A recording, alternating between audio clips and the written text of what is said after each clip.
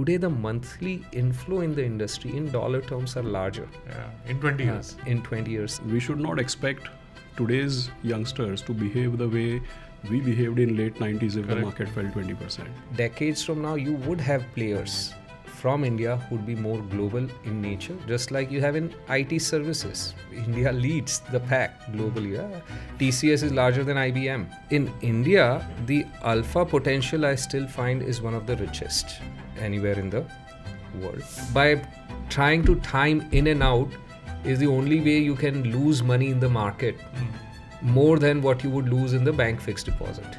Okay. So that one good habit, if you can cultivate, you invest as much as you can sleep at night with. Hey there, and welcome to Paisa Vaisa. I'm Anupam Gupta. Want to get smart with your money? We bring in top experts to show you where to invest, what financial trends to follow, and how to build lasting wealth. Ready to get smarter with your money? Hit that subscribe button for Paisa Vaisa and check out our episodes. Folks, welcome to Paisa Vaisa. I'm yours Anupam Gupta, and firstly, here's wishing all of you a very happy new year. This is the very first Paisa Vaisa episode. As always, a blockbuster special one. My guest today returned after 3 years, Prashant Khemka. So Capital and Aashish, Somaiya, White Oak, CEO, White Oak, AMC. Gentlemen, great to have you back. Happy New Year, of course, to both of you all. Happy New Year, Anupam. Happy New Year to all your listeners. Thank you so much. Great to have you back on the show. 3 years, a lot has changed. Okay. Obviously for the better. I'm going to start with you, Prashant, first, because like we were talking before the recording started, there's a lot that has happened on the international front that probably people either don't know or miss. And then I'll come to you, Aashish, with what's happening on the India front. Prashant, all yours. Is this where you thought you would be 3 years ago when you were on this show? Here we were talking about Opco-Finco and the starting, and fast forward, like a lot has happened. Tell us about that. Tell us about the journey. Interesting question. I often tell people that surprising almost never if I look back, and we always think of future on a ongoing basis, but almost every time, all the time, where you end up 5 years later is very different from where you thought you would be 3 years, 5 years, in every respect, in terms of where you're living, where you're working, or combination, not in every single respect, but as a combination.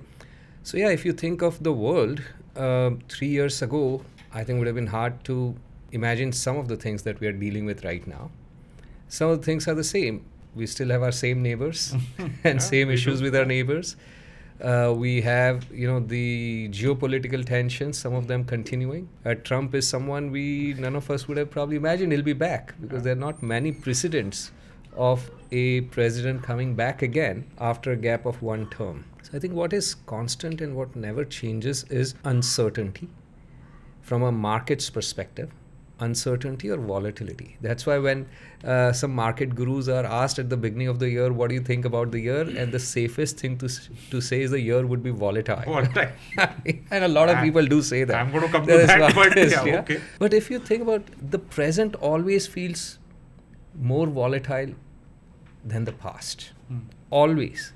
But if you put yourself back 3 years ago, it would have seemed like it's the most volatile time, and then 3 years later also, it's somewhat of I think the present gets exaggerated, or at least the volatility of the present gets exaggerated, but otherwise from a market's perspective, it's another year, and just different characters, but same dynamics. There's a lot that's happened on the offshore front. Tell us about that, because 3 years ago, when you were setting up White Oak, there you were as an entrepreneur betting it all on your personal brand equity, which was substantial then, is substantial now, and with God's grace, I'm sure it will be in the future also. A lot has happened there. Before we get into the Indian mutual fund scene, which again is quite exciting. Tell us what's happening on the offshore front. Sure. Thank you, Anupam.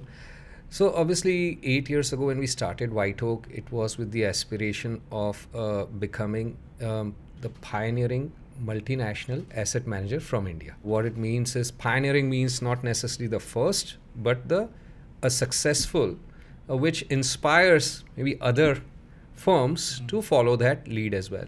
Now, when I say multinational asset manager, obviously there are a great number of very fine and extraordinary asset managers in India. Yeah. But what we haven't seen yet are managers who've gone around the world and managed non-India money that is bought by or invested in by non-India investors. Correct. So like, as for example, you have American institutions, many of them, we can name them, like Capital, Fidelity, Templeton, so on and so forth. You have Europeans like Aberdeen, Schroders and others. You have Asian institutions, some of them present in India as well. It's only a matter of time there would be similar institutions from India. Now, it may seem or sound far-fetched today. I think for a variety of reasons, quite a few of them is our own regulatory legacies, and I'm talking about from the 70s, 80s, 90s and all, which didn't provide necessarily an enabling environment that is coming about now.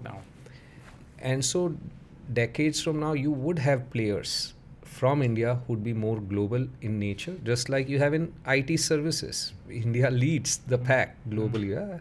TCS is larger than IBM today, which was unthinkable when TCS started 50, 60 years ago, that TCS could compete with even some smaller players in US, leave alone IBM. Similarly, in pharmaceuticals, we have some of the leading players in the world, and only matter of time that asset management also would have similar players in India. And we hope, I think it will be ours to lose, to not be one of the leading pioneering multinational asset manager in India. And to that end, 3 years ago, we did launch a global emerging markets fund. So there were two major launches in mid-22 for White Oak, the domestic mutual fund business and the offshore emerging market business. So very excited. Now 3.5 years, the team has produced top-notch performance, and the business has scaled up or is scaling up quite well with about 15,000 crores, so 1.5 billion plus AUM there as well. More than just the AUM, it's the way it has been built, Right. the way the performance has been built, and the recognition that investors have put in early. Otherwise, in 3 years, to build globally is a very challenging task. Yeah. And here's looking forward to the next billion and the next billion for that. Ashish, some numbers. When you were here 3 years ago, okay? 2nd Jan 2023 was when that episode aired with Yes. Nifty, 18,000. SIP, 12,000 crores per month. Yeah, the industry book, yeah. Here we are today, 26,000 Nifty and 30,000 crore per month of SIP. From this 3-year journey, both of y'all, I'm asking this, what do you think you got right? What do you think you got wrong? And now this is only India, by the way. Ashish, let's start with you. You mean to say what we got wrong as an industry or as a markets? As someone who's managing a mutual fund in India, you make a plan 3 years on, saying that, okay, आज Nifty 18K है, SIP इतना है, retail behavior ऐसा होगा, वैसा होगा, stuff like that. And you extrapolate. You have some idea. In your case, you're probably looking at the economy, at the stock markets, bottom up, top down. What did you get right? What did you get wrong? No, so you and me have spoken many, many times, and one of my pet peeves actually is that we are one of the rare industries which doesn't have enough belief in our customers, or which actually kind of sometimes even criticizes customers, right? Because you have a lot of voices out there who say that all these young guys, they've come after 2020, they don't know what they are doing. If the market falls 20%, they'll run away. They're all just chasing past performance. You hear a lot of this criticism. So talking of what is right, I mean, you and me have spoken. I've always felt that people who are young today, their education level, their understanding, their risk appetite, the history of the market that is available at their disposal, the regulations, the technology. So, I think obviously this generation has a lot more risk appetite. They are better educated than what I was in, say, 90s, right? So I think that conviction has kind of borne out that we have more sustainable. I think there are structural changes. Plus, of course, the customer who's at the heart of everything has also matured and changed, right? So we should not expect today's youngsters to behave the way we behaved in late 90s if the market fell 20%. Yeah. So I think that is borne out because, India's beta versus emerging markets, India's beta versus global markets, the beta is declining. The volatility is actually coming off. Yeah. So I think that customer behavior thankfully is in line with expectations. If you really ask me, right from day one, we ourselves wanted to have a more sustainable, scalable, proposition when we are building our own asset base or our own client base. So I think amongst all the younger players, we ourselves are more than 300 crores a month SIP. 300 crores a month of SIP. Wow. Yeah, and the systematic book, like, you know that there's a large proportion of people who don't transfer money from their bank. They transfer money from liquid funds or ultra short funds. So that itself is about 170, 180 crores. Wow. So we focused on it right from day one, and then that kind of snowballs into this assets that we actually manage. And more importantly, for all those clients, I think the investing experience tends to be that much better. More smoother. More smoother, less because volatile. Everybody quotes Carl Richards and the behavior gap, right? I mean, it's our job to reduce behavior gap. And when we create products or when we create services which don't expose investors to high volatility or smoothen out the experience, then they'll stay with us for longer and they'll have a better experience. So yeah, we participated in this and kind of put the product proposition and our focus areas in the right place. So that helps. Prashant, what do you think? 3 years? I would just say, if I were to, and Aashish has covered it very well, don't have a lot more to add over the last 3 years, but I would say, I was just thinking, as you were asking, it's just very fascinating to just see the phenomenon playing out, to witness, and it's for all of us, of this financialization of household savings, the equitization within that of the financial savings. And the scale obviously should hopefully grow bigger. And I'll give you an anecdote, 2003-04 time frame, when I was in the US managing US money, and I was told my boss I want to go back to India and have my own AMC. Didn't know it was so difficult as it later turned out. But at that time he asked me, tell me more about the industry. So I dug deeper. The total AUM of the industry, I think it was in fiscal year end 2003, was $4 billion. 4 billion AMC. Equity AUM entirely. It was less than, dollar terms I'm talking about.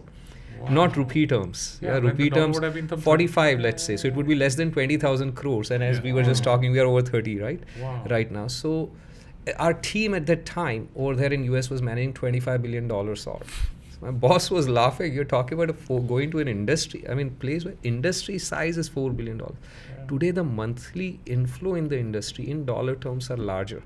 In 20 years. In 20 years. And the industry has grown to, I don't know how much, like $600, $700, $800 billion. Yeah, so rupee terms, 50 lakh crores is equity alone. Industry is 78 lakh crores. So, 100 so 600 billion is equity. So tremendous 600 billion growth, equity. And it's only logical, and it just has reasons. We can go into how this has happened and why it would sustain. I want to know where... maybe you can use your experience of looking at other emerging markets and how financialization has played out there. You can tell me about how, where does this go? We were at zero for the SIP book, I'm saying. We went to 1,000, 2,000, 5,000, 10,000, 15,000. Here we are at 30,000.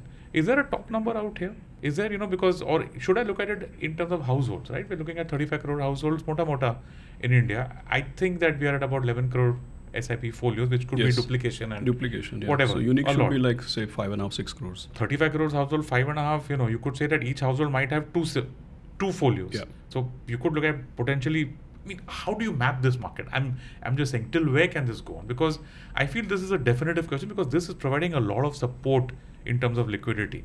We'll get to that, but where do you think this can go until? Clearly, I'll give you an example. I mean, recently I was reading a report, I think, published by Bernstein, if I'm not wrong. It said that, obviously, we're talking, when you say so many households, 140 crore people. But if you just break up the market, it said that there are 7 million households which are above, $12,000 to $13,000 per capita income. Another 7 million which are, $6,000 plus per capita income. And then there is 40 crore or some such number, like 400 million, which is about $3,000 to $4,000 per capita income. So unfortunately, when we talk these numbers, we can't start by thinking 140 crore people or all the 25-30 crore households. We have to speak more in terms of, right?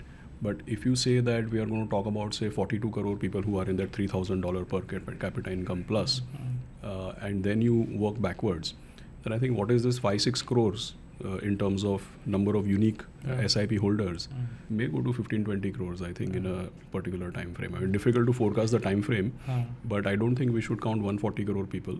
And if you just talk penetration, realistic penetration, maybe 3x from here or something like that is doable. 3 to 4x. This last year, 2025, we barely got FD returns. The SIP book is still strong. You remember 20 years ago, the joke used to be that retail is a dumb money. FIs are the smart money, right? FIs sell and retailers buy, top, bottom, this, that.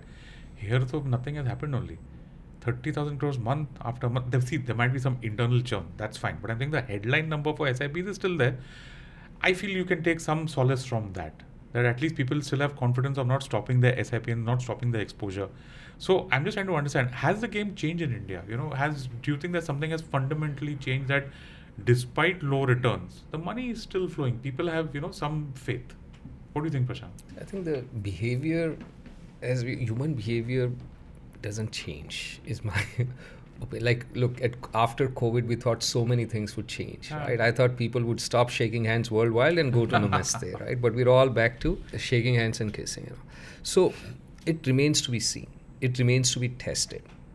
I hope that people don't stop, not just for our own sake, but people don't stop when they should be doubling up, if you will. Now, there's no reason to double up just because the market's gone down, but equally no reason to stop SIP, or just even if it is SIP or not SIP. Investing is, especially in equities, is not something that you should get in and get out. That's the biggest reason why worldwide retail investors make poor returns compared to the benchmark or compared to the index.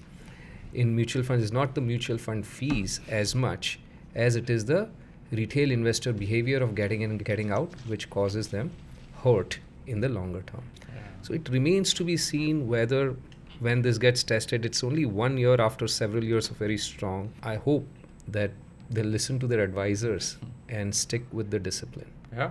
Aashish, how have your conversations changed, right? Because you travel a lot. Yeah. You meet distributors, you meet clients, and use your experience, because you've been in the market for a long time in India, in your previous... How have conversations changed over the years? Do you think people are getting smarter? I don't know. Yeah, see, I think when you meet younger people, I can give you a few examples. See, late 90s when I started working, our conversations were what is debt market, what is equity market, why mutual fund is the right mode of participation. And then after a long conversation, they would say that, well, didn't understand too much of what you're saying, but since you are from HDFC or ICICI, okay, let me sign up. Today, if I go for an investor awareness program and I talk about investing in equity and compounding and mutual funds, I won't be surprised if the first question is, should I buy a pharma fund?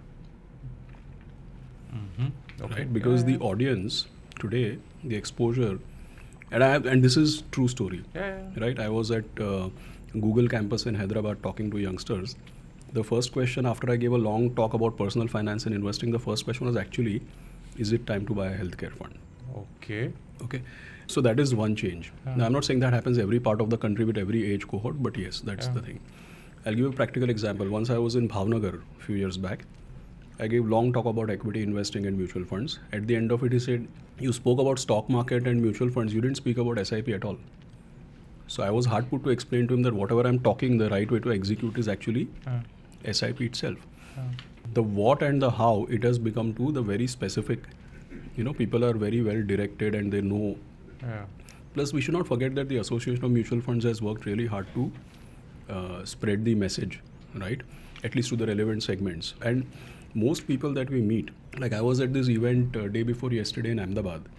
So I spoke about investing. I was invited there. They said that after you went, people looked up on YouTube and checked what all you have spoken on which different. And then they called that guy and asked him that, is interview mein aisa bataya tha, so should I do this or do that?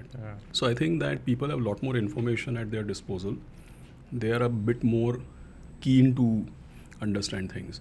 And I think we should not forget one thing, that in India, one of the dramatic changes in 25 years is the decline in interest rates and all other asset classes, right? Because when I started my career, PPF rate was 12%.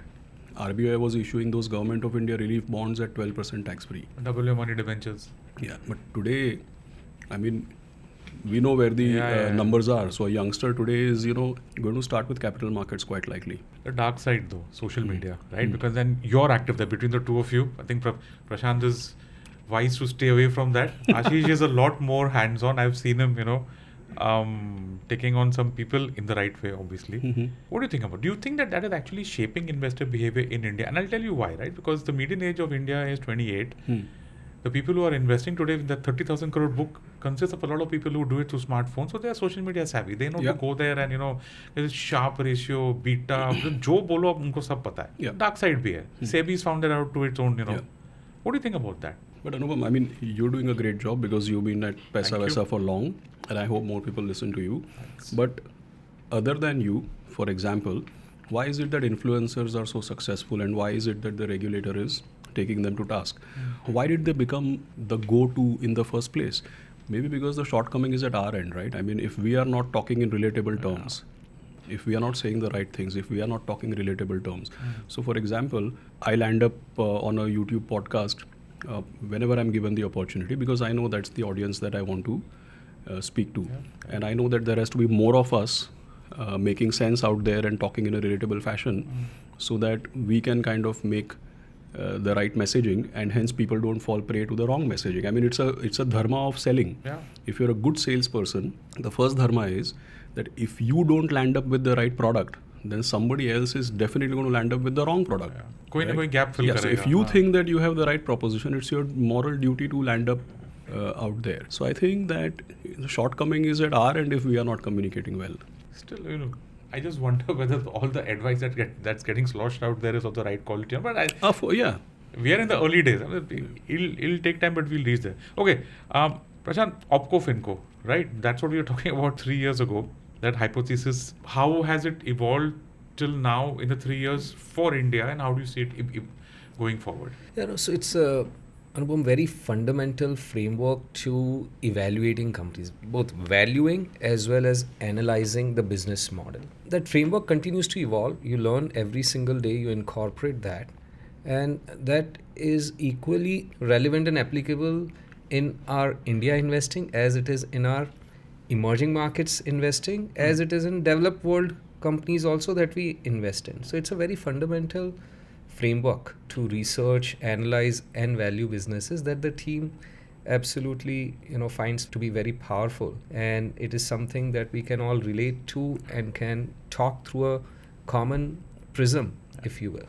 Okay, and before we go into the break, from your international experience, where is India today in the economic cycle compared to I don't know, where large emerging markets used to be in their cycle, maybe a Korea or maybe the other countries. What can we expect from the economy going forward? I'm starting my kya lagta hai Certainly. from here, especially given the risks that people are talking about for India, which is a middle income trap. See, the glass half full way to look at it is, we are at very early stages. You look at Korea, you look at, Taiwan or China or Brazil. These guys are several decades. Like when I was a child, obviously in school, I thought we'll catch up with the US in 10 years' time. Yeah. Okay. Didn't happen. Yeah. We didn't know anything then, right? But I think, again, glass half full way to think about is the growth of 6-7% that we're doing. We can go on for the rest of our lifetime before hitting the middle income trap, in my view. But it would be a worry at some point in time that I sometimes do think and worry about. And it's primarily to do with, I think if you look at countries that have hit the middle income trap, they become very socialist in their, just functioning. Lawmaking and everything is very, very socialism bordering communism. Wow.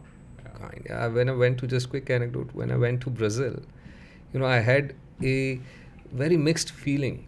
I was happy at the same time worried, because it was one place where I saw, and this was some 10 plus years ago, in 2013, the way things were, I felt, were a lot more difficult to do business in Brazil than India. Until that time I thought, this is again 2013, I thought it is most difficult to do business. There can't be a place more difficult to do business than in India. But there did exist, I saw that. And then the worry was India can have still downside to go to, though I'm relieved that obviously things have gotten better over the last dozen years or so in India. But that's what Brazil is, an example of a country that's a middle income trap, and that's something we'll have to watch out for. But that's, I think, next generation problem. Next. Cool. Okay. Folks, we're going to take a small break out here. On the other side, we're going to continue the whole kya lagta hai conversation, because I'm sure you're also waiting for the the combined insights on how of these two gents on how to handle your portfolio. Do not go anywhere. We will be right back. Did you know Indians report nearly 800 cases of online financial fraud every day, which has resulted in losses exceeding 1,000 crores in the last 5 years? To keep you safe from such fraud, I am starting my newest podcast series, Conversation with Vigilante, an initiative by HDFC Bank. In every episode, I will feature special guests who can share expert insights on the different types of fraud, their modus operandi, and how you can protect your money. Stay safe, stay vigilant, and don't forget to tune into Conversation with Vigilante. Catch the episodes on all audio streaming platforms and V for Vigilante YouTube channel. Okay, welcome back, folks. Ashish, you've spoken a lot about how retail flows have essentially chased momentum. Small, mid, thematic. So obviously, investors are chasing returns rather than focusing on their behavior. Will this continue this year? Because from what I saw in the AUM numbers, there's a lot of money parked there in funds, in an area of the industry which has not performed in this last year. You mean the sector funds and stuff. So, see, the way to look at it is that in every cycle, at any point in time, there will be multiple cohorts of investors, right? There will be, even today, there are some investors who have 20 years experience. Maybe they are a small number. But there are people who started in 2016-17 because the first wave of digitization started after demonetization and all of those, right? So there are people with different cohorts, meaning cohorts by age, experience, and cycles of the market what they have witnessed, right? So clearly, what is happening is that there is always a bunch of people who are, say, just entered or don't have much experience, who get really caught up with the recency effect and then they end up buying. So, this I don't think will immediately change because there will always be some people who will get carried away with the recency. Like, for example, I was checking numbers. In September 2024, sector fund and thematic funds got 13,000 crore net inflow. Last year. In September 24. So for an industry which does 35,000 crore net per month, sector and thematic was 13,000. Wow. Right. And as you rightly pointed out, in 1 year, and those sector and thematic funds were not exactly banking or healthcare. They were not contra buys that they made. They made stuff which was pro-cyclical. And then, like you rightly said, in 1 year it has not returned them much. Correct? Now, take a wild guess. In September 2025, which is the top selling category? September 2025, which is the top selling category? I don't know, large cap? Gold. 8,500 crores in gold and 4,000 plus crores in silver. After the rallies, when gold is already up for some 40-50%. Yeah, I mean $2,000 to $4,300 and huge numbers in the last couple of years. Yeah. So what I'm saying is that there is a tendency to chase the past. Like there is, I don't know, it's a proverb or a statement, and no disrespect for animal rights, but the statement goes like, you got to shoot where the rabbit will be, right? So that statement means nothing because you never know where the rabbit will be. The statement means nothing, but the least it tells you is don't shoot where the rabbit is or was, right? And I think that people have to get used to. But I don't think that is the only thing to judge by, because like I said, there'll be people with different experiences and then they actually, change over a period of time with their experiences. It'll happen, yeah. Yeah, of course. Or my favorite quote from one of Aashish's latest recent presentations is, if you are going from Goregaon to Churchgate, so you board the train from Borivali, you get a fast. Go where the rabbit is. मेरा personal experience था ना, like when I lived in Goregaon all my life, so I learned that if you want to go from Goregaon to Churchgate, sometimes better to go early, take a train which returns from Borivali and then goes to Churchgate, you'll get a place to sit. Yeah. Only Mumbai local people will get this joke out here, but as someone who stays in Bandra and knows how this works, I know what he's talking about. Okay. Timing is everything, I guess. You cannot get the perfect timing, so better go and take a train going opposite. At least you'll get to sit. At least you'll get to sit. Perfect. Prashant, you're an equities fan. I saw one recent presentation where, you've always believed in the power of equity, long-term equity returns. In India, what's happened in the last few years is, as financial awareness has come up, people have gone into retirement calculators and a lot of stuff has been happening trying to predict long-term equity returns going forward. Now, theoretically, there is a number there, which is whatever equity risk premium and your safe returns and all that. What do you go with? Like, if there's someone who's watching this out here, he knows that 2025 has been a tough year for his portfolio. He's trying to plug in some numbers for his longer term calculation, right? What do you think is a reasonably good number for longer term equity returns in India? The simplistic way that has worked for me in terms of thinking about market like India, but not just India, when we invest globally in emerging markets, and it does not necessarily, you can always come up with an exception like, oh, Japan didn't work out, oh, China didn't work out. So exceptions are not the norm. The norm that I use or the team uses is nominal GDP growth rate of a country plus dividend yield is what I expect the return from the market to be. Now, there are caveats to all this, but let's keep the caveats aside for a minute. So over the last 32 odd years, since we've, the liberalization, or even if you can go back a few years or start a little later, you'll see the Indian nominal GDP growth rate has been low double digits. 12%. I mean, at least the chart we have going back 32 years is 12%. 8 plus 4, whatever. Yeah, or more like 6 plus 6. Okay. Because inflation in the 90s was a little higher. So let's say 5.5 and 6, so 1.06 times 1.05 or something will end up being that. And lo and behold, the returns from equity markets are also 12 plus, or right around 12%. Yeah.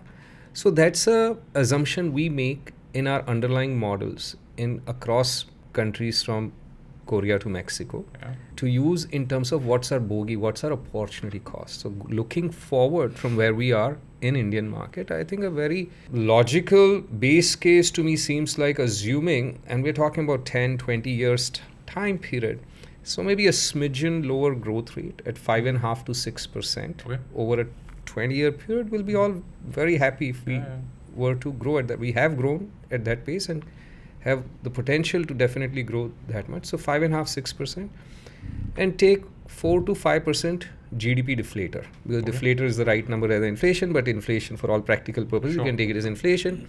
So 5.5, 6 plus, 4.5 if you take, that leads you to, plus the compounding, that gets you to 10 to 11%. So the way to think about, and plus you can add a percentage points of dividend yield.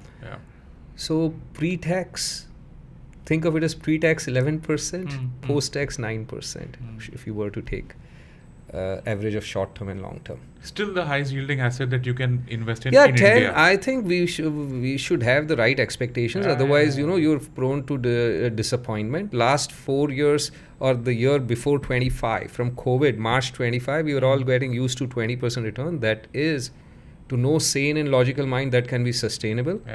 10% is a very good return for a 4 to 5% inflation economy. I am 100% equities all throughout my life, as we've discussed, Anupam. The reason I never can sleep well if I have money in the bank or in fixed deposit, which, rarely, if there is some money in motion, we might keep for a week or something, is because you lose money in real terms. Everywhere in the world, fixed deposit is a guaranteed loss of real wealth. Because after tax, you cannot cover inflation. So in real terms, you are becoming poorer every day that you keep money in fixed deposit. Favorite line that I heard from you was "जंग लगता है." जंग लगता है, हाँ. मैंने हिंदी में कहा था कहीं पे. You might have. I have. FD में जंग लगता है. बैंक अकाउंट में जंग लगता है. हाँ. या बेसिकली FD बैंक में पैसों को जंग लगता है, मार्केट में रंग लगता है. अरे वाह, क्या बात है. I love the sound of that. As a fund manager, Prashant, how easy or difficult is it to deliver alpha in a market like India? I mean, you've done it now for a significantly long period of time. I don't know, 20 years ago, India was a bottom-up story. You had to go down on the ground, do your hard work, pick and choose those companies, and maybe you'll be lucky to find a Bajaj Finance. Today, going forward the next 15, 20 years, you think that India is still... See, every market to me is a bottom-up story, because you can't, top-down macro doesn't work anywhere in the world. It's just that in India, the alpha potential I still find is one of the richest anywhere in the world. So developed world like US is very efficient market. There too, in small caps, you'll be able to generate alpha, but 80% of the market is large caps. So if you're using, investing in S&P 500, you'll get the US 5-6% dollar kind of return, which by the way is similar to India, would also come to $6-7 return once you apply the depreciation to the 10-11% that we spoke about. But in that's why I lived 11 years in the US, managing US investors' money or global investors' money, investing in US. But personally, I always invested entirely in India, not because believing India would outperform US, but the alpha potential in India was very high compared to US, and even today alpha potential of India is higher elsewhere, but the gap, one can argue, has narrowed. India, and that's going to be, oftentimes investors, global investors do ask me that, do you see the rise of passive and passive hurting active and all that? I'm like, that's my great grandkids problem. Probably India would remain inefficient for our lifetimes, more so than the developed world. But yes, today Indian market is more efficient than it was 10 years ago, at which time it was more efficient than 20 years ago, at which time it was more efficient than 30 years ago. It's a natural evolution.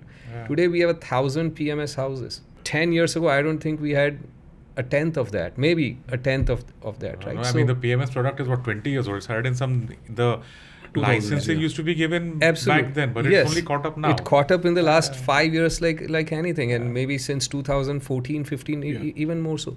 So all these do make the market more efficient, but that's good. That's the natural evolution of any market. As more money comes in, more people start managing money, more institutionalization of the reason US, UK and all these markets are more efficient because they got institutionalized many decades or generations ago. The senior most CIO in Indian industry might be 50s. I mean, you don't find generations of CIOs having gone away, whereas obviously in developed world you have people, generations that have passed the baton along. How do you find entrepreneurs to invest in? Because end of the day, in a country like India, which is bottom up, like now, if someone were to come to me 2018 when White Oak is being set up, IPO, I would say, मैं आंखें बंद करके प्रशांत खेमका पे पैसा लगा दो, बात खत्म. Thank you. How do you do that in your portfolio? Certainly, first of all, thank you so much for the compliment. But see, the team, obviously, we all do that. You have to look on a few parameters, and there are nuances as well, but the key ones, what's the, first of all, governance DNA of either you said the founder or of the organization. Is the person someone, if you were to go into a business, would you want to partner with and be comfortable with, if you are going to own such a small minority stake that you just have to depend on them, on what they say has happened in the business, you depend on them, that they will give you your fair share. If you own 10%, they'll give you 10% of the profits. So you have to first and foremost assess that comfort with the individual founder or the leadership of the firm. Then you have to also see the execution capability. So the integrity is there, that the person would share the profits. You then have to also assess whether it has a capability, he or she has the capability to make outsized returns on invested capital. So both governance DNA and execution DNA of the individual and the organization is what we assess. So I'm going to ask him this question and then I'm going to come to you, because you've had an opinion on this topic. The entire tech pack that has come in the last few years in India, where people have just on blind faith invested tons and tons of money, they've come into IPO now, and more of them will keep on coming in the going forward. What do you think about them? Because a lot of them don't have concepts of profit, loss, ROICs, they just have growth. And what do you think? The companies, you mean, I assume. The companies. I think it's a fascinating aspect of a good, healthy market. You look at US, whatever you see in India, it's like 10x or 100x level, See, we should not criticize everything that goes wrong. That's free market. Things would go wrong, things would go right. We've probably lived through the time period when government used to set the prices of IPO back in 80s, right? Control of capital issues. Exactly. I think this is a much better way. Yes, some people would lose money, but the market is not a guaranteed return. Otherwise, you'll have junk lagega if you want guaranteed return. It funds numerous businesses.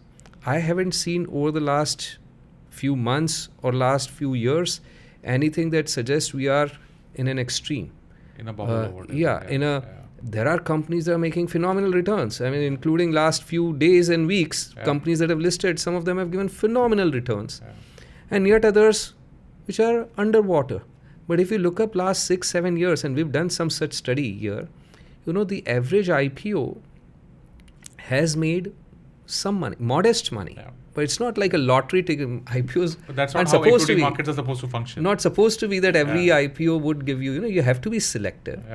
And some would make money, some would lose money, as is the case everywhere else in the world. Yeah. It creates such a great mechanism. This whole IPO is such a great mechanism to what we were talking about, financialization and equitization. A retail investor somewhere in a B30 market can provide money that then goes in and funds some of these new age businesses. Yeah, and I'm not in the camp that believes all these businesses are going to go under just because they're not making profits. Remember, Magnificent Seven or the Fang or whatever titles they've come up with. Majority of those companies were loss making when they did their IPO. Correct. Today, everyone has a big fancy for them. Majority of returns people made who invested in them when they were loss making. Absolutely. Not after they became a $1 trillion market cap company. And it's also a wonderful opportunity for the founders of those startups or the technology companies to actually go out and list there and who knows, maybe become part of the benchmark indices, which is an achievement by any count. They would. Today, only 2% or less of Indian index is this new age categorization. In several markets around the world, that number is 10 times or larger. Wow, so we are nowhere. And India would get there as well over the next 10, 15 years. It will be made up, bulk of it, most of it would be made up by new companies that are yet to list. Not every company is worth investing in, but you should not brush aside all the companies with the same brush. ये hot topic है social media पे, you know that. इतना SIP पैसा आ रहा है. I as a retail investor am giving exit to some greedy venture capital private equity guy. The purpose of stock market itself is defeated, and whatever percentage of all IPOs have gone into OFS, capex कहीं नहीं हो रहा है. See, there might be some weightage in that. I mean, there was a time, you would know that, Prashant, when entire industries would be funded by the stock market. Just one point, the flaw in there, in that argument, कि सब P वाले लेके जा रहे हैं पैसा.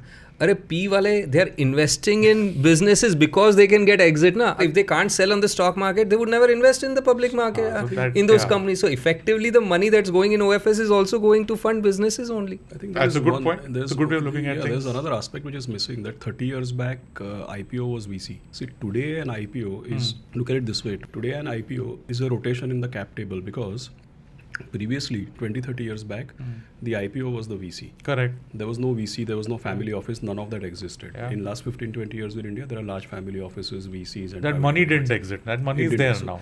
So now what is happening? The first risk is taken by these family offices and these VC and private equity funds. So when the IPO comes, what is happening is people who took the initial risk and people who had time-bound capital, they are getting off the cap table. They got the business to a certain level, and then they are getting permanent capital on the cap table. So that is why to say that everything is OFS is kind of a little bit misplaced. And second point is, so then you say that, okay, it's a primary issuance, which means when there is a primary issuance, somebody is taking your money, buying land and setting up a factory. Is it that is not risky? Because in the past, all the horror stories about IPOs are about some Banjar Jameen lying somewhere with a half-built shed. Right? So 90s was full of that. 90s में 1-1 करोड़ 2-2 करोड़ का IPOs होते थे, right? Because there'll be fresh plan होगा and we'll start. So that's what Aashish is saying. Now the VC has come. It's all money ultimately is going to businesses and in job creation. And the other thing, Anupam, let's understand one thing. Bulk of our economy is not in the market. So in last 10 years, while there is criticism of new age companies, it behooves us to look at each one of them on merit. But the second important point is, in last 10 years, it's not just new age companies, right? You see retailing, footwear, apparels, beauty products, restaurants, our entire industry, asset managers, wealth managers, broking. I mean, we want these companies to be listed. Even steel and tires, they are all still doing IPOs. So we want them to be listed. What is the harm if they're getting listed? I don't know what the pipeline is for this coming year, but I think this trend is here to stay. More and more startups should list. The last thing is, Prashant can bear me out with global data, but the last thing is that my limited understanding in India, promoter holding is not low. It's actually inordinately high. 33, 36%. 37% is private plus 13% government as a promoter. So 50%, So floating is... We are one of the few countries where the regulator is to say, Baba, if you do an IPO, you better bring it down to 90 and in 3 years bring it down to 75. Now, if banks and large companies cannot have big promoter holding, but the market average is 50, means there is a plethora of companies where promoter holding is inordinately high, not low. So I would say the IPO market is one of the things that's working beautifully in India. Let's not try and screw it up. Okay, winding down now, Aashish, what's the future of mutual funds in India? See, because what's going to change, right? Because 20 years ago, when Prashant, said that the AUM size was very small, there were just 4 or 5, and themes are also very fixed. Here we are now, where people are saying, now, what does a retail investor do? The active, passive is one decision, and within active you've got 10 things, within passive you've got one thing. Newer mutual funds such as yours have obviously shown that there are strategies and there are ways to manage your money as a retail investor. Going forward, what is really the future of mutual funds? What do you think is going to change? Schemes, ideas, products?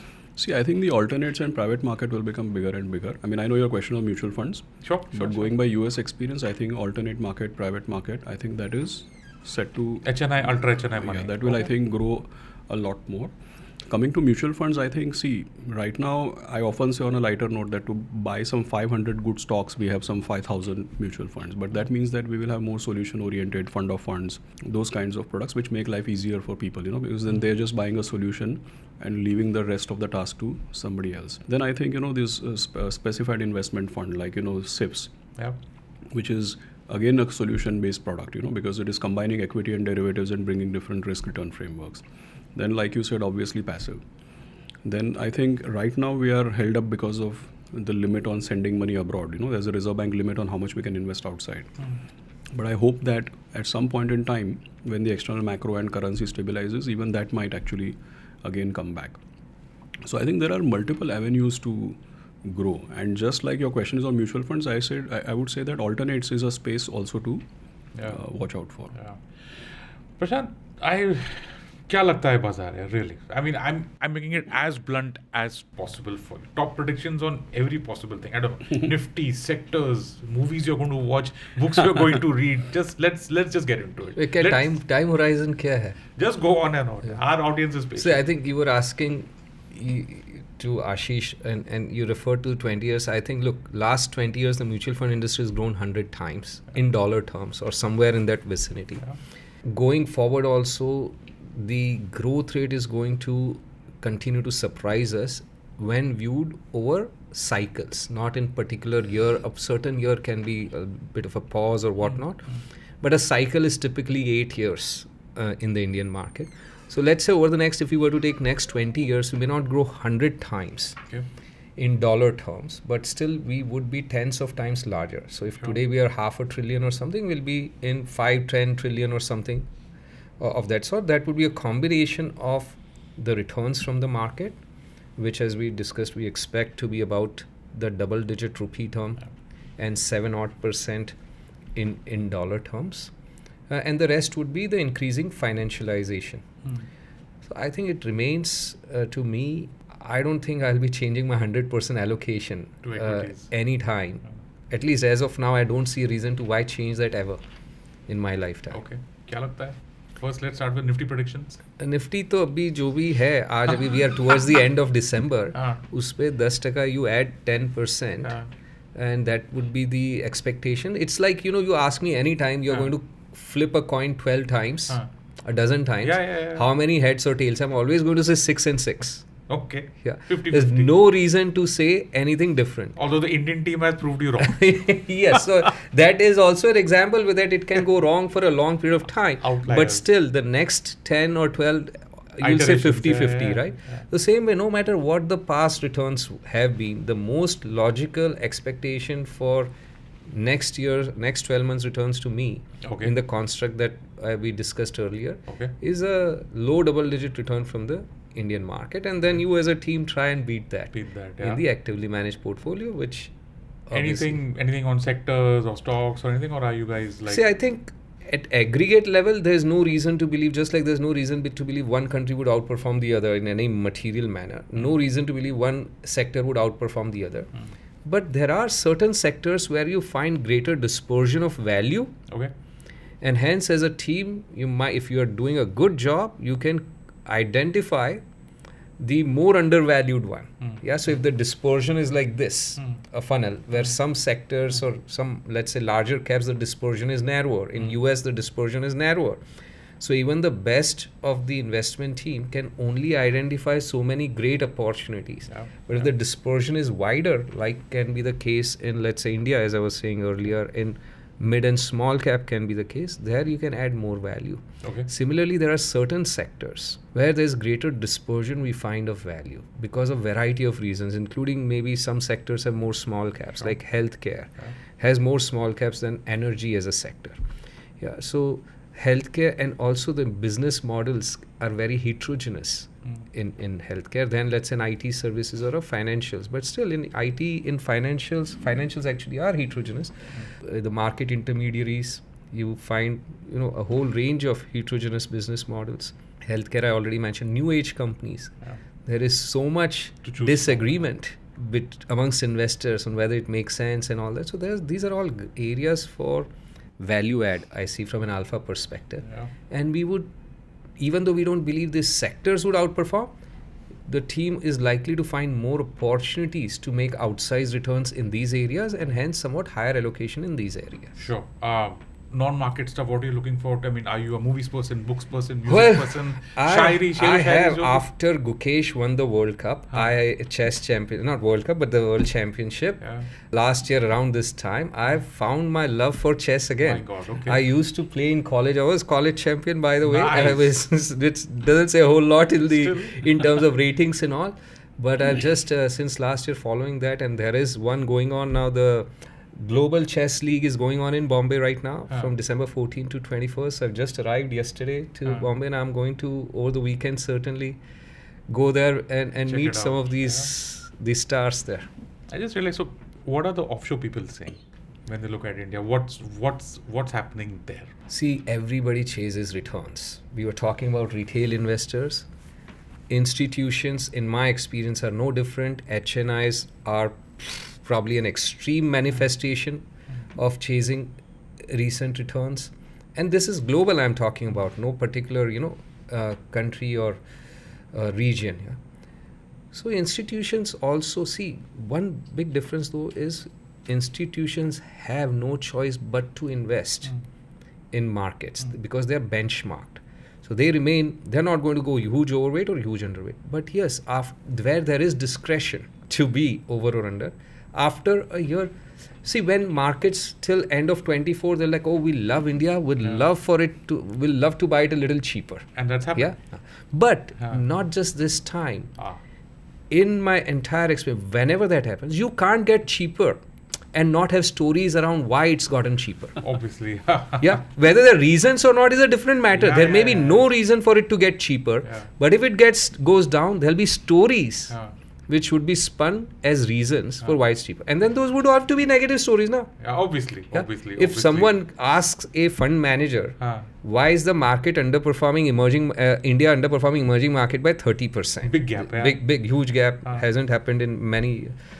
Now, can the fund manager say, I don't know? No, you have to give a theory. You have to make up some story. Though I do say I don't know and nobody knows. But that is the reality. So everyone starts making stories and then those stories become consensus and then people, AI, India is lagging behind in AI. That's why the returns are, India is not going to participate in AI. हमेशा कुछ ना कुछ reason निकल ही आता है. So I'm like, in India was always, any technology you take, India is always going to be a fast follower or a slow follower. Correct. Telecoms penetration, telephony penetration in 1992, since when India has had a fantastic run over the last year, was 1%. 1 out of 100 people or maybe two had a phone. We didn't have a phone at home, 10-year waiting and all. So in telecoms, we were like 50, 60 years behind, lagging behind the West. Mobile wireless, we were so far behind again. Penetration reached 80, 90, 100% when it was 10% here. Internet and all were much lower. We are talking about new age and the dot-com bubble happened in 2000. So companies that are listing now in India, that kind of phenomenon happened during 2000, began in 2000 over there. Right? We've seen that. In China, it was in the teens, 13, 14. Alibaba listed in 14 or some time frame, right? So that doesn't mean it would impact the returns. But to spin a story, it's a story. It's a story. India is lagging in AI, that's why it's going to underperform. कुछ भी चलता रहता है. Okay. आशीष भाई, आप बताइए अभी. Predictions, क्या लगता है, what's going to happen, and then I'm also going to ask you some other related questions. But let's start with it. Do you think that 10% is a good number for the Nifty? The thing is basically that you'll always look at, how the long trend has been. I mean, that's the most reasonable guess rather than to say 2% or 30%, right? So you're talking in terms of trend. And I would also associate a high probability with it. The reason being that if you see now, just for our viewers, I mean, we all know that when the index doesn't do anything for 1 year, it automatically becomes 10-12% cheaper. Because in that 1 year, you had some, relative to last year, you had some GDP growth, some earnings growth. When the sovereign rating goes up, typically the risk premium should theoretically go down, and the discounting rate from RBI's perspective is also gone down. Add to it from a foreigner's perspective, currency is maybe 6% down, right? And then what you discussed about, historic underperformance versus emerging markets. So from here on, the probability of, good average kind of return or better than average is a good probability actually. What's one investor behavior do you think should change in India? I know what I mean. After you answer, मैं अपना भी कुछ बोलूँगा, but because it's my experience of the last year which I have to share. So I'll tell you on a funnier note. A lot of times people ask me that, how do people pick funds? So I say that there are two types of people in this world. One who pick based on last 1 year's performance. So what's the other one? So the other ones actually, they look at, they look at the website, they look at the fact sheet, they look at presentations, fund managers' videos, they do all the analytical stuff, and then they buy based on last 1 year performance. So why? Because people analyze or do all the homework also for somebody whose last 1 year performance is good, right? So I think that needs to change. I think you look at past performance, but in past performance, look for information ratio, look for consistency, look for those attributes rather than the 1 year return. I think that is very crucial. For me, my discovery was multi-asset. I can't tell you what a relief it's been. Asset allocation, whatever you want to call it. The category name I might get. I think the multi-asset. I mean, I love everything which reduces the amplitude of investors' experiences, right? Because then that helps them to stay longer. I had tweeted about this, folks. So if you want to pick that up. I got tired of, I think, a couple of things. One was this obsession with finding returns and, building your own stock portfolio because you think that you can be smarter than Prashant Khemka. You can't. You can't. Let's just put that out there. And if there's a product that solves all this, love your for confidence. It's a fact, come on. And then I read, first I went skinny dipping back when you guys had introduced the balance advantage some 2-3 years ago. Yeah, balance advantage and multi-asset back to back, like 2023. So NFO I had put, and that's trotting along really fine. And folks, just check out the White Oak AMC website because they've got this section with a lot of their research. There's one thing that really stood out for me, and I really want you guys to check it out, is the chemistry of investing. Where you've given that, that if you just increase, you take 100% debt portfolio, you just increase the equity allocation, volatility increase nahi hota hai.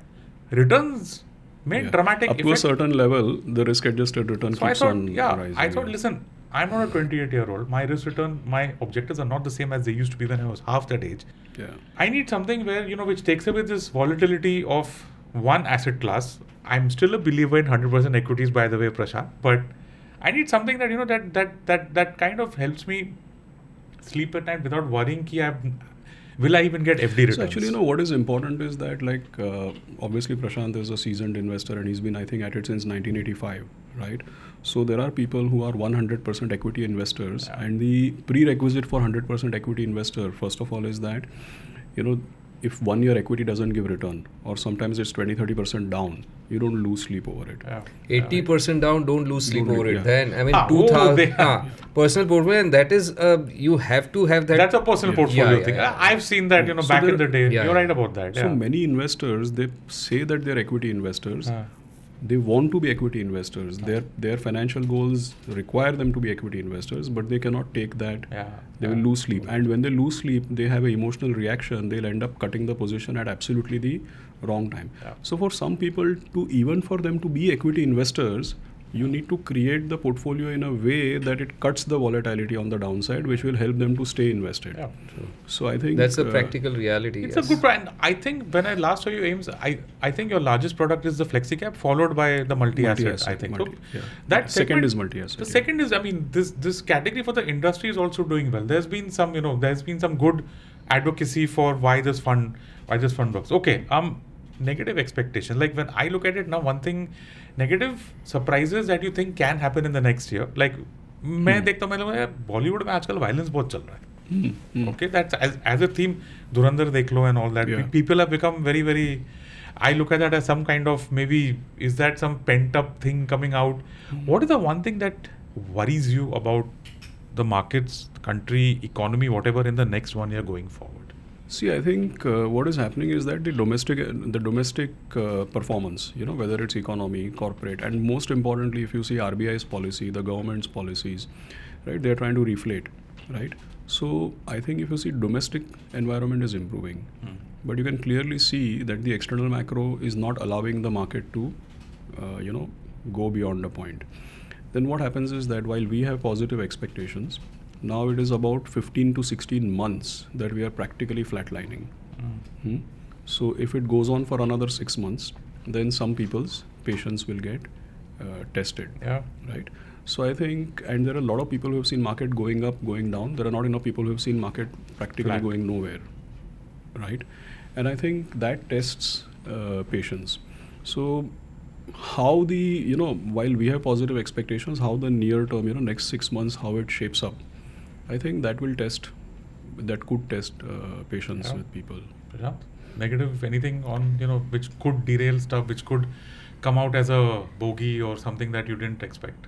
See, most worries of the well-known kind are fairly well-known. Like abhi Russia, Ukraine, something weird happens, something nuclear happens. There's wars going on for now coming up to 4 years. Yeah, COVID was a negative nobody expected. So this cataclysmic event That can't be predicted. of unknown variety, we can't, you take them as they come type.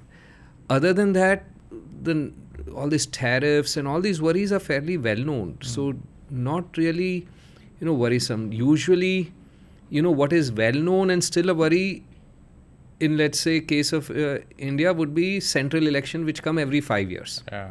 That is an event risk, but that is not till 29. Yeah. So we've got another couple of years for that. Yeah, I mean, so that worry will get to when we get to 3 years. Yeah. अभी 26 आने वाला है, 3.5 साल तक तो ऐसा कोई known worry I can't say. Obviously the border tensions around the world are there. They are there. Geopolitics जो है वो है. We'll have to take them as they come. Okay, chalo. Last question and we wind up. Good habits, good recommendations, books, food, anything from you guys that our audience should do in the new year that will make them better. Anything. I'm seeing a silence out here. Maybe I can start. Stop timing the market. Or stop trying to time the market. You cause yourself more harm. If you can't stop that, you're better off letting your money eat junk in banks. Okay. Because by trying to time in and out is the only way you can lose money in the market more than what you would lose in the bank fixed deposit. Okay. So that one good habit, if you can cultivate, you invest as much as you can sleep at night with, but then don't, based on media headlines or some market guru predictions, don't come in and out. So that causes more damage worldwide. It's a lot of research has been done. That causes more damage to returns, actual returns earned by retail investors than anything else. Stick to your plan, keep the plan going and stop timing the market. I think one of our conversations we spoke, right? You asked me about I think was it 3 years back or when we spoke about, so I said no sugar, no gluten.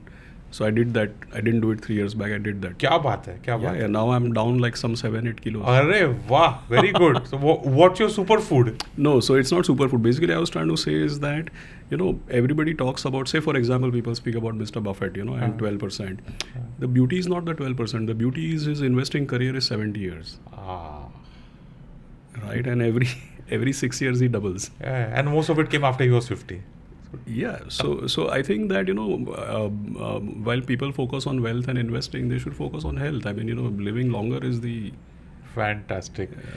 On that note of great advice, good tips, predictions of what's going to happen, and of course much more, that is a wrap on this New Year special of Paisa Vaisa. My guest, Prashant Khemka, founder White Oak Capital, and of course Aashish, Somaiya, CEO, White Oak AMC. Gents, Happy New Year to you. Folks, Happy New Year to you and see you in the new year. Thank you so much, guys. Thank you and Happy New Year to you and your listeners. Thank you.